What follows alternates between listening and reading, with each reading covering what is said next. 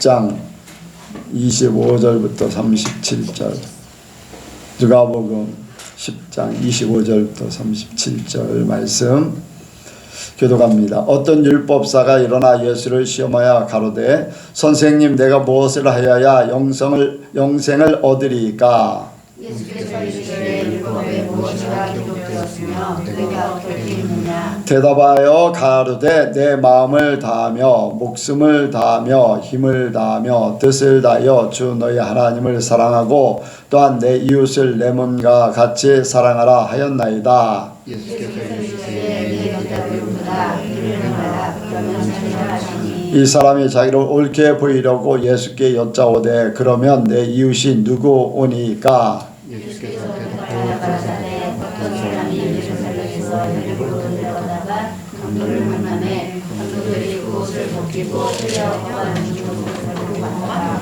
마침 한 제사장이 그 길로 내려가다가 그를 보고 피하여 지나가고 또 우리와 같이 한 레위도 그곳에 이르러 그를 보고 피하여 지나가되 어떤 사마리아인은 여행하는 중 거기 이르러 그를 보고 불쌍히 여겨 가까이 가서 기름과 포도주를 그 상처에 묻고 싸매고 자기 짐승에 태워 주막으로 데리고 가서 들어와 주고 이튿날에 데나리온 둘을 내어 주막 주인에게 주며 가로되 이 사람을 돌봐주라. 부비가 더 들면 내가 돌아올 때에 갚으리라 하였으니 이제는 이 사람에게 누가 강동한 자를 시키느냐? 같이 합니다. 가로되 자비를 베푼 자니이다. 예수께서 이르시되 가서 너도 이와 같이 하라 하시니라. 아멘. 한번 인사합니다. 잘 오셨습니다. 은혜 많이 받으시기 바랍니다. 예수님을 닮으시기 바랍니다. 이 시간 간증하실 분이나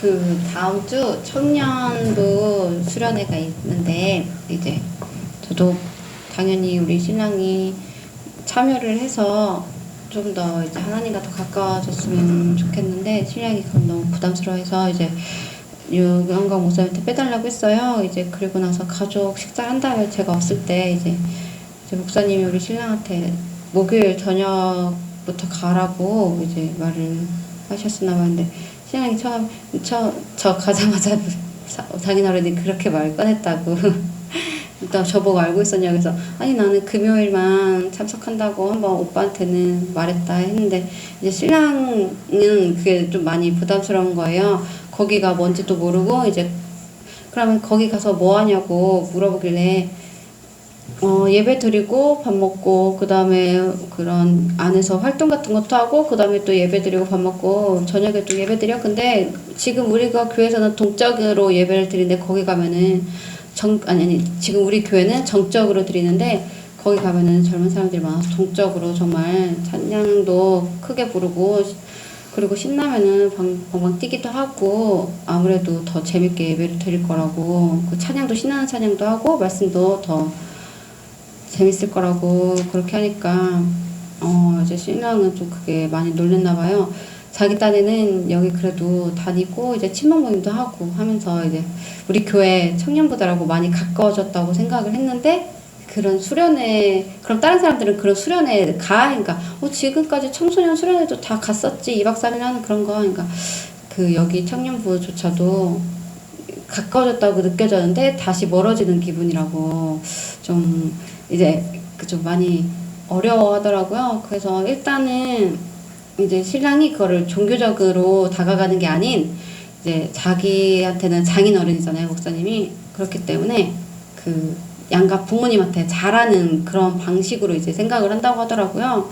그 혹시 교회 수련회 가는 게 많이 부담스럽고 그러냐? 그러니까 아니라고 이번에는 그 장인어른이 말씀하신 거니까 그냥 이번에 가겠다. 이제 그렇게 예수님으로 믿음으로 이제 받아들이는 게 아닌 그냥 인간적으로 장인어른께 불효를 저지르지 않는 그런 마음으로 간다고 했거든요. 근데 가서 전에 우리 교회 여기 삥 둘러 앉아서 통성기도 할 때 그거 끝나고서서 되게 많이 놀래가지고 좀 그거 이후로 자꾸 좀 다툼만 나면은 사이비 같다고 그런 얘기를 많이 해요. 오자마자 한두 달, 몇 달 안 지나서 바로 그런 모습을 봤으니까 되게 많이 놀랐었는데, 그거를 두고 많이 얘기를 하는 편인데, 그 수련회 가서 이제 하나님을 정말 만났으면 좋겠고, 가서 이제 뒷걸음 칠 만한, 좀 멀어질 만한 그런 게 없었으면 좋겠는데, 하나님한테 모두 맡겨야 되지만 같이 기도해 주시고, 저도 이제 신랑이 좀 더 부담스럽지 않게 하나님 앞에 다가갈 수 있게끔 많이 기도를 하는데, 이제 막상 이런 게 하나하나 현실적으로 신랑 앞에서는 다가오면은 자꾸 부담스러운 게 많이 느껴져가지고, 자기는 교회 그냥 오는 걸로 생각하고 다니는데 하나하나 자꾸 뭔가 요구하는 것들이 자꾸 많아진다고 느끼나 봐요. 근데 이제 시댁 제가 하는 것만 봐도 그렇고, 자기 딴에는 여기 교회를 와서 목사님 말씀을 듣고 같이 하면은 제가 이제 시부모님한테도 잘할 거라고 생각을 해서 참고 많이 하는 거라고 얘기를 하거든요. 그런 마음이 나중에는 신앙으로 바뀌어지기를 하나님께 기도 많이 부탁드립니다. 네. 뭐 그냥 놀러 가서도 하나님 만날 수 있고, 뭐 부담이 돼서 가도 하나님이 어떻게 하실지 그건 몰라요. 그러면 이제 저녁에만 참석하는 게 아니라 이제 그냥 전체 다 참석할 수 있다는 거예요? 아니, 저녁 참석조차도 그럼 저녁에 참석만 한다고요? 원래 제가 좀 달래가지고 네. 금요일 나랑 같이 가자 했는데, 이제 저 왔을 때 목요일부터 참석으로 얘기했어요. 아니, 목요일부터가 아니라 금요일 날 한번 참석할 거 목요일 날 참석하면 한번 와서 보고서 은혜가 되면 금요일도 참석하지 않을까 해서 목요일 어차피 한 번 참석하는 거. 쉽게 얘기하는 게 이제 자기는 한 번 이제 두 번 돼버리니까 이제. 근데 금요일까지는 얘기는 안 했거든. 그랬어요. 저하고는 금요일로 얘기가 된 상태인데. 네, 어차피 한 번 가는 거 목요일 날 갈 수 있으면 한번 가라. 이제 그래서 이제 금요일 가서 괜찮으면 목요일도 또 아니, 금요일도 가면 좋고. 그래 이제 같이 영은 집사하고 같이 가면은 부담이 아무래도 그냥 덜하고, 청년들 보러 가는 거고 이제 그런 식으로 얘기해서 이제 분위기 파악을 좀 하고 그렇게 하다 보면 뭐 어떤 그래놓고서 제가 분명히 같이 가자 이제 했는데, 저 없을 때 그 얘기 나오니까 나중에 나 왜 안 데리고 갔냐고. 어디를 안 돼? 그 식사 자리에서요. 빨리 식사자리에서 먼저 갈 때 제가 같이 안 데리고 들고 가려고 했잖아요. 근데 나는 여기 남아서 장인어른이라고 더 얘기할게 이래놓고서 그 얘기 그 꺼내니까 저기에서 나중에, 하늘고리에서 네, 나중에 왜 나 안 데리고 갔어. 아이고 웃겨가지고 진짜. 뭐 금요일 날 갈 걸로 하면 나는 한번 그렇게 하라고. 그래서 네. 이제 금요일 한번 볼게요. 목요일에 가서 할 수 있으면 목요일 날 가서 목요일에 가기로 했어요. 그래서 그렇게 어떻게 해서든지 저기 또 그리고 임영은 청년도 이제 임영웅 청년이 아마 금요일날 토요일날 참석할 수 있다고 하는 거가요. 이제 목요일부터 휴가를 못 내고 금요일 토요일, 그러니까 임영은 청년도 금요일날 토요일날 참석하겠다 이제 그렇게 하는데, 임영은 청년한테는 목요일부터 참석하라고 이제 얘기를 좀 하려고 하는 거죠. 예. 기숙사에서 자는 거예요, 거기 가면? 그렇게 해야 되지. 기숙사에서 자는 거. 그러니까 첫날부터 참석할 마음 가졌으면 첫날부터 그냥 참석하면 더 좋잖아요. 그렇게 하더라고요. 예. 다른 사람은 없나요? 예. 예. 말씀을 듣도록 합니다. 기도하시겠습니다. 사랑의 하나님 아버지, 오늘도 우리가 수요일을 맞이해서 주님을 예배합니다. 주님, 우리 예배를 기뻐 받아 주시옵소서. 또한 주님의 말씀을 전합니다. 제가 제 입술로 나가는 말이지만은 성령님 주님의 음성으로 주님의 감동하심으로 주님 말씀 온전히 전하게 하여 주시옵소서. 또한 그 말씀을 듣는 모든 이들마다 정말로 주님께서 깨닫게 해주시고 주님 감동시켜 주셔서 주님의 말씀대로 살아가는 저희들 되게 하여 주시옵소서. 감사드리며 예수님의 이름으로 기도드렸습니다. 아멘. 예, 제가 이제 월요일마다 청주에 러시아권 아이들 대상으로 축구 교실을 이렇게 축구 교실에서 가르치고 있는데요. 이번 주 월요일에 그 축구 교실에 갔다가 돌아오는 길에 이제 세종시에서 세종시 이제 시가지 도로를 지나고 있는데 갑자기 앞차가 깜빡이를 켜더니 천천히 가는 거예요. 저도 천천히 가면서 보니까 웬일인가 봤더니 이제 그 교차로 부분에서 오토바이가 그 배달 오토바이인 것 같은데 넘어져가지고 그 이제 살짝 그 운전자는 그렇게 크게 다친 상황은 아닌 것 같고 혼자 이렇게 누구랑 통화하고 있는 걸 봤어요. 이제 오토바이 바로 옆에 이제 앉아 있었던가 누워 있었던가 하면서 그 상황을 보면서 순간적으로 그러면 그렇지라는 약간 그 이제 배달 오토바이에 대한 안 좋은 이런 생각이 불쑥 들어오게 되었습니다. 그러다가 얼마 지나지 않아서 내가 왜 이런 생각을 할까? 내가 그 사람을 도와줄 마음이 먼저 왜 들지 않을까라는 생각을 하게 됐습니다. 그러면서 그 사람이 이렇게 넘어졌으면 그 사람에 대한 선한 마음을 갖고 있으면은 차를 길가에 세워서 그 사람을 이렇게 그 사람에 대해 도와움의 손길을 베풀어야 되지 않을까 하는 그런 생각들이 막 이렇게 들면서 왜 그 사람을 돌보지 않았을까? 그는 나의 이웃이 아닌가? 나는 그 이웃을 사랑하지 않는가라는 그런 생각들을 하게 되었습니다. 그리고 이런 생각을 하면서 또 몇 주 전에 이제 저희 교회에 한 3번 정도 찾아왔던 이 앞에 사시던 분의 그러한 상황을 또 생각하게 됩니다. 술에 취해가지고 막 이제 토요일, 주일, 월요일까지 연속으로 3일 동안 이제 찾아왔는데 토요일에는 이제 사모님이 이렇게 대화를 나눴다기보다는 이제 이야기를 들었죠. 이제 주일에는 제가 이야기를 들었는데 막 그 한 얘기도 하고 막 이렇게 막 주저리 술 취한 사람들이 뭐 하는 그런 모습이죠. 이렇게 하는데 저 같은 경우는 이제 예배를 준비하는 그 시간, 이제 찬양 준비하는 시간이 다가오는데 계속 갈 듯 하다가 다시 돌아와서 얘기하고, 갈 듯 하다가 다시 돌아와서 얘기하고 하는 그런 모습이 약간 그 내색은 안 했지만은 빨리 갔으면 좋겠다라는 그런 생각을 품게 되었습니다. 그러면서 내가 이웃을 사랑하는 게 무엇인가? 라는 생각 또한 하게 되었고, 그 사람은 나의 이웃이 아닌가? 예수님은 이 사람을 어떻게 생각하는가? 과연 그 상황에서 나는 어떻게 행동을 해야 했을까? 라는 많은 생각을 하게 되었습니다.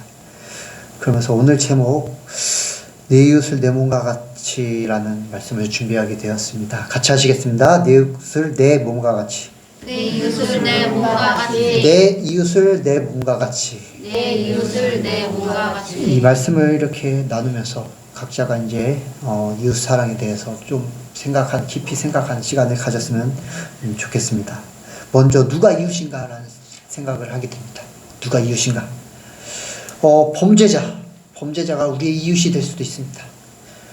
범죄자라고 하면은 우리는 먼저 부정적인 시각을 갖게 됩니다. 이제 많이 접하게 되는 그 범죄, 교통사고의 그런 범죄, 뺑소니 아니면은 그 순간에 뺑소니라든가 아니면 신호 위반을 해서 사고를 유발하는 그런 음주운전자들. 그러면은 많은 사람들이 그런 사람들에 대해서 분노를 하고 그 사람들을 정죄하고 그 사람은 마땅히 처벌을 받아야 된다. 절대 용서하지 말아야 된다. 라는 그런 그 이제 유튜브 영상들 그런 사고 영상들을 보면은 그 댓글에 막 처벌을 강력하게 해야 된다. 라고 막 그런 댓글들을 많이 보게 됩니다. 저도 동의하는 부분이 많이 있습니다. 정죄를 하게 되고 자비를 절대 베풀어서는 안 된다라는 생각을 하게 됩니다. 그래서 사랑하는 마음조차 생기지 않게 되는 것이죠. 그런데 이런 사람들조차도 과연 우리의 이웃이지 않을까라는 생각을 합니다. 이제 레미제라블의 장발장 주인공 장발장이 등장하게 되죠. 장발장이 빵을 훔쳐서 교도소에서 수감 생활을 하다가 다시 이제 출소를 하게 되었다가 어느 한 집에 들어가게 되는데 거기는 이제 주교, 가톨릭 주교가 묵는 곳입니다. 그 가톨릭 주교에게 숙식을 제공받으면서 그렇게 지내게 되다가 그 주교의 집에 있는 그 은식기를 훔쳐서 도망가다가 그 포졸에게 잡히게 되었죠. 그러고선 그 포졸이 그 은식기를 장발장이 은식기를 훔친 그 주교 집에 다시 돌아가서 이 장발장이 이 은식기를 훔쳤는데 당신에게서 훔쳤습니까? 훔친 게 맞습니까? 라고 하니까 주교가 어떻게 반응합니까? 아니라고, 자기가 선물로 준 거라고 하면서 그 은식기에다가 더해서 은촛대를 장발장에게 주게 되죠.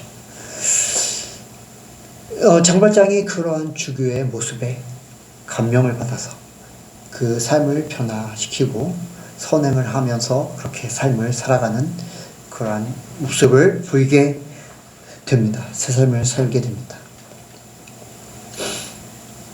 주교에게 장발장은 범죄자였지만 하나님의 사랑을 베푸는 또한 이웃이기도 했습니다. 사형수들을 이제 살인을 해서 사형을 기다리는 사람들, 지금은 사형 제도가 없어졌지만 옛날에는 이제 사형을 당하기 전에 사형을 기다리는 사람들이 있었죠. 그런 사람들조차도 예수님을 믿고 새 사람이 되는 사람들이 있습니다. 그들이 범죄자이지만 결국에는 예수님을 믿고 사형을 당할 때 정말로 환한 얼굴로 천국에 들어갈 것을 기대해야 합니다. 이들이 이제 교도소에 수감되면서 이들에게 예수님을 전하는 그러한 또한 사명을 받은 교도관들도 있죠.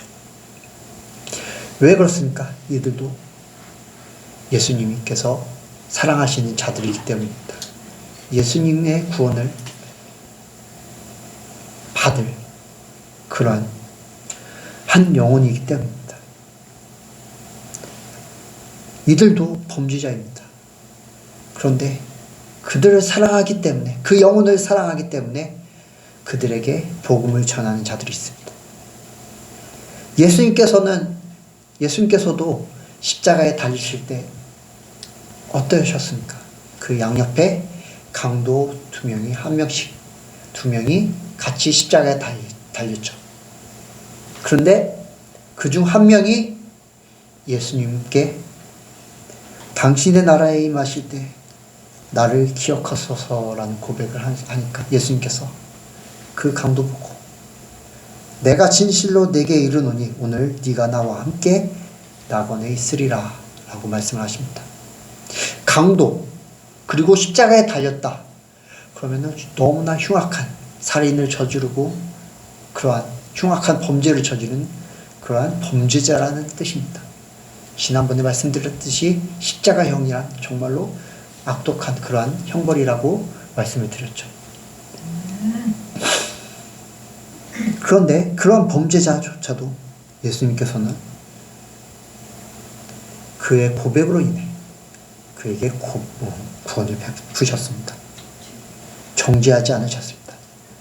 범죄자도 하나님께는 잃어버린 한 양입니다.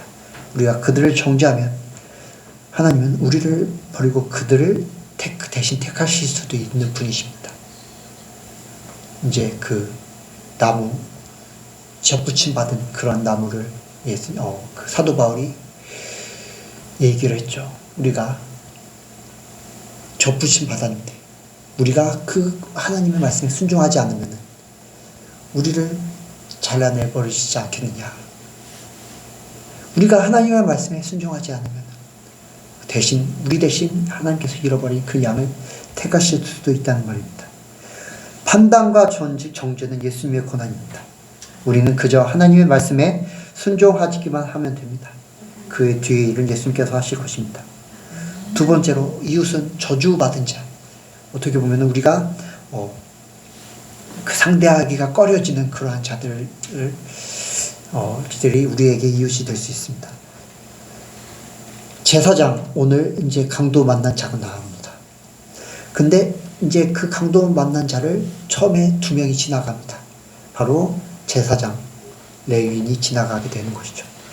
근데 이 강도 만난 자, 뭔가 이 제사장과 레위인이 생각하기에 강도 만난 자가 뭔가 큰 죄를 짓고 하나님께 저주를 받았으니까 길에서 강도를 만나서 저렇게 객사하고 있는 중이겠다라고 생각을 했을 것입니다.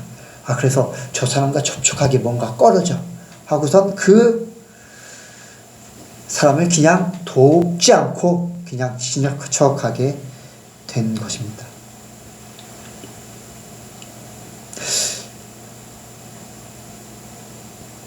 우리도 이렇게 뭔가 접촉하기 꺼려지는 자들이 있습니다. 뭔가 내가 이제 아까 말씀드린 이제 술 취해서 막 와서 교회 와서 이야기 막 주저리주리 하는 사람, 뭔가 이상한 사람이고 접촉하기가 꺼려지는 그런 사람이죠.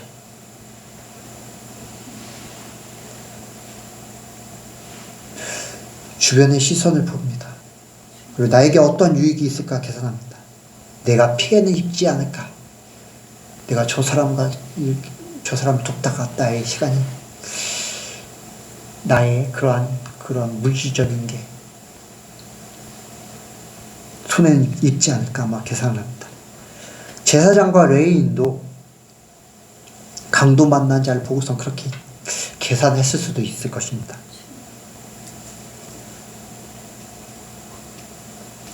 그러나 이런 자들도 예수님께서는 이웃이라고 말씀하십니다. 강도 만난 자는 유대인이었습니다. 유대인. 이제 이 강도 만난 자가 어떤 길에서 강도를 만났다고 이야기하고 있습니까? 예루살렘에서 여리고로 내려가는 도중 강도를 만났다고 하고 있습니다.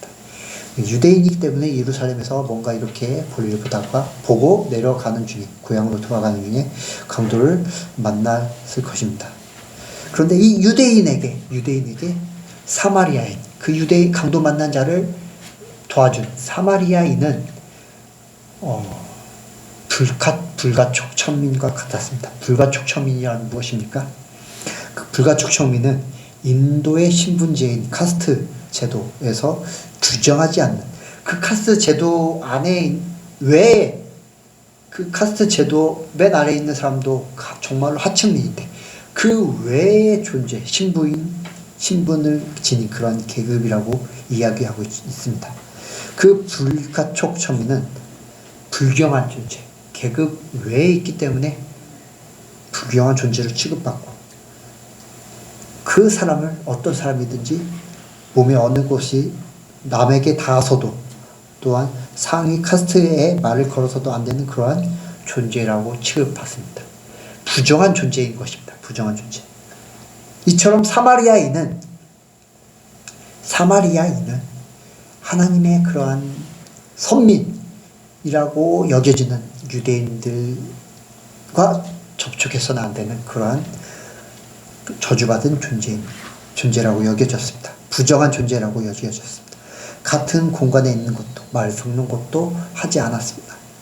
그래서 예수님께서는 그 수가성에 이렇게 가서 사마리아 여인에게 물을 달라고 말했을 때 그 사마리아 여인이 막 의아해하면서 왜 사마리아 여자인 나에게 말을 걸며 물을 달라고 하는 것입니까? 라고 반문을 했던 것입니다. 이러한 저주받은 자, 부정한 자가 바로 이 강도 만난 자의 이웃이다 라고 말씀을 하고 있습니다.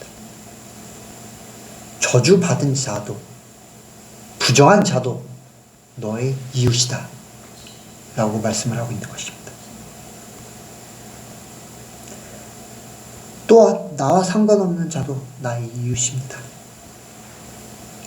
아까 이제 청주에서 오다가 오토바이 사고를 목격했다고 했습니다. 그 사람이 나와 상관없기에 나는 그냥 내 갈 길을 갔습니다. 그런데 만약에 거기에 누워있던 그 사람이 나의 가족이고 나의 친한 친구라면 어땠습니까? 당장이라도 갈 길을 멈추고 그 사람에게 달려가 그 사람을 돌보았을 것입니다. 어제 이제 예은 청년이 사고가 났죠. 우리 조건사님하고 윤수 청년이 그 소식을 듣자마자 바로 이렇게 달려갔을 것입니다. 왜 그렇습니까? 가족이었기 때문에 그렇습니다. 그리고 목사님과 사모님도 이렇게 갔죠. 그 응급실로.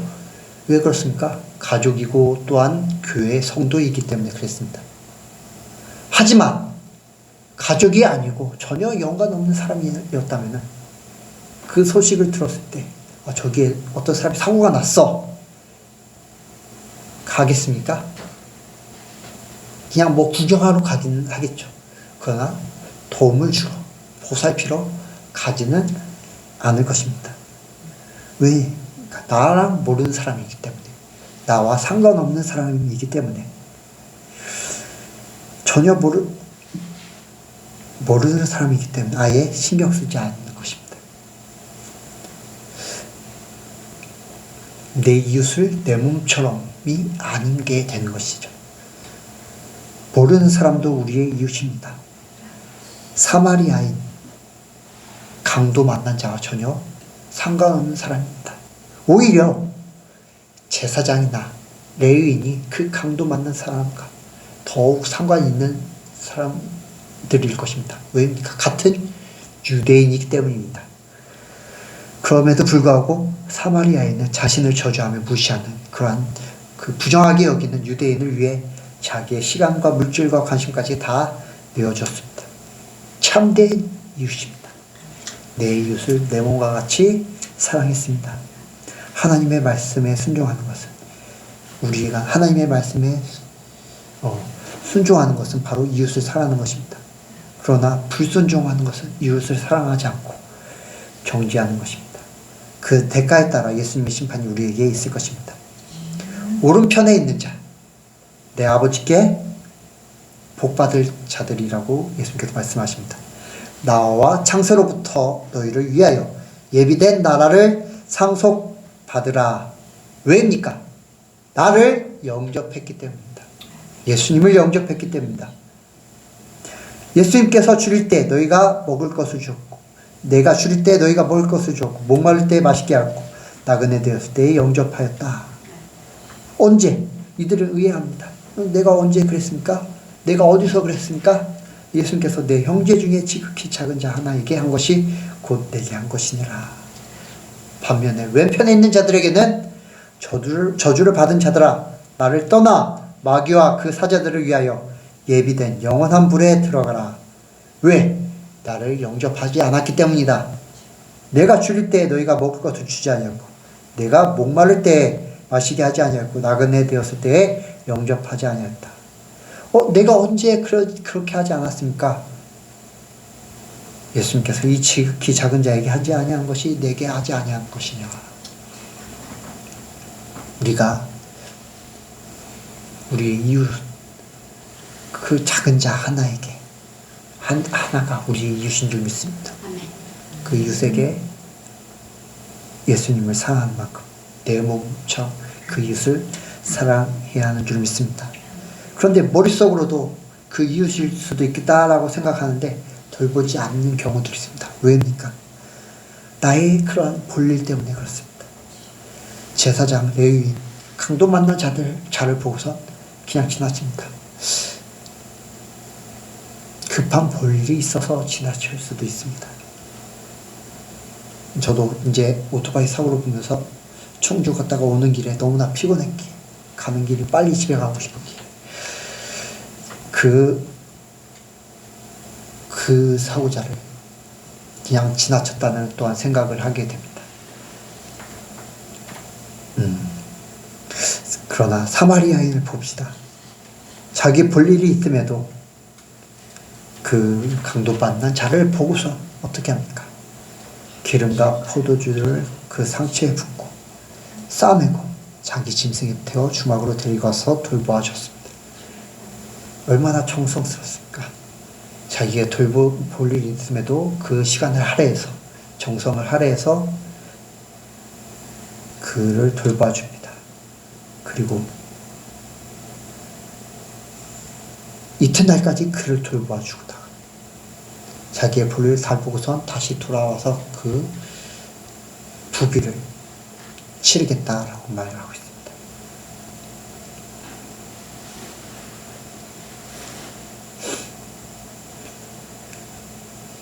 아까 말씀드렸듯이 나의 가족이면, 나와 친한 사람이면, 나랑 연관이 있는 사람이면 나의 볼일을, 급한 볼일을 제쳐두고서라도 그 사람을 돌볼 것입니다. 저와 여러분은 그러한 자들이 되길 바랍니다. 또 마음의 여유가 없어서 이웃을 돌보지 못합니다. 마음의 여유가 없다는 것은 무엇입니까? 내 일에 나와 나의 일을 생각하기에 빠듯해서 이웃을 돌보려는 그러한 힘적인 여유가 없습니다. 그냥 나는 내가 나를 생각하기에 너무나 바빠 라고 하기 때문에 이웃을 돌보지 못합니다. 그러나 사마리아인은 남을 살필 여유가 있기 때문에 강도 만난 자를 보살폈습니다. 자기의 볼일, 자기의 그런 어떠한 여건보다 그 강도 만난 자를 살필 여유가 있었기 때문에, 마음의 여유가 있었기 때문에 그를 돌보았습니다.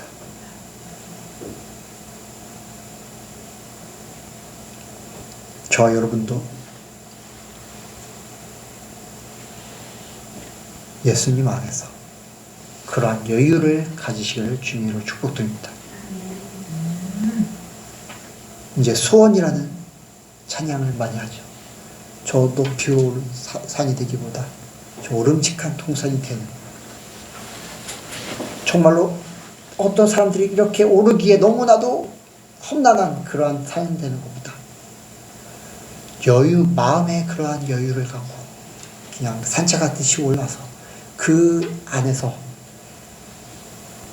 그 힘을 가지며 주변을 둘러보며 함께 누워있으며 그러한 마음의 평안을 얻는 그러한 오름직한 동산이 되는 것이 저와 여러분들의 소원인 줄 믿습니다. 또한 그러한 이웃이 되길 주님의 이름으로 축복드립니다. 마지막으로 어떻게 이웃을 사랑하는가? 내 몸과 같이 사랑해야 합니다. 사마리아인 자신의 수족과 같이 그 강도 만난 자를 돌보았습니다. 가족처럼 돌봤습니다. 온갖 정성을 다해 돌봤습니다. 자기의 볼일을 제쳐두고 기름과 포도주를 그 사람을 이렇게 상처에 붓고 싸매고 자기 짐승에 태워서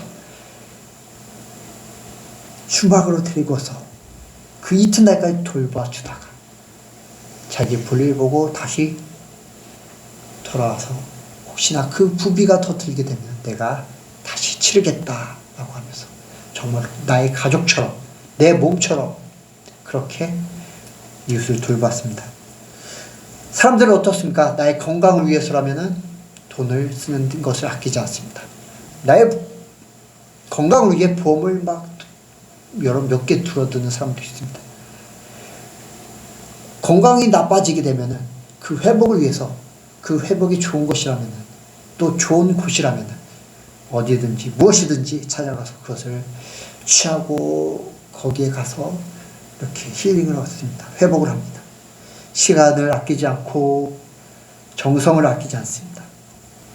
바로 내 몸을 위해서 그렇게 하는 것이죠. 이웃을 위해서 그렇게 하는 것. 바로 내 몸과 같이 이웃을 사랑하는 것인 줄 믿습니다. 또한 우리가 이웃을 사랑하는 것이 요구하는 것보다 더 많이 사랑해야 하는 줄 믿습니다.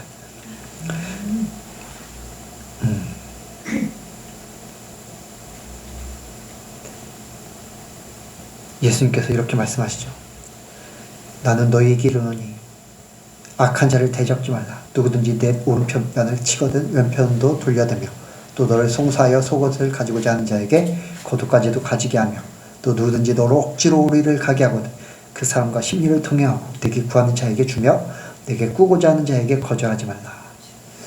사랑하는 사람들마다 그 이웃 사랑하는 것, 또 이웃을 정하는 것에 대해서, 이웃을 돕는 것에 대해서 자기의 각자의 기준이 있을 수 있습니다. 그 이상을 넘어가려 하지 않습니다. 내가 여기까지만 하면 됐어. 내가 이것까지만 하면 정말 나의 최선을 다한 거야. 내가 이웃을 도와주는 것은 딱 여기까지야. 라고 그렇게 기준을 정하는 사람들도 있습니다. 저도 이제 어떤 사람이 도움을 요청합니다. 그래서 내가 어느 정도 도와주다가 그 이상 요구하게 되면 막 짜증이 일어나게 되고, 아, 왜 계속 도움을 요청하지? 혼자서 못하나라는 그런 생각을 품을 때가 종종 있습니다. 이웃을 온전히 사랑하지 못한 것이죠. 그러나 예수님께서는 말씀하십니다. 그 이상을 더 해줘라.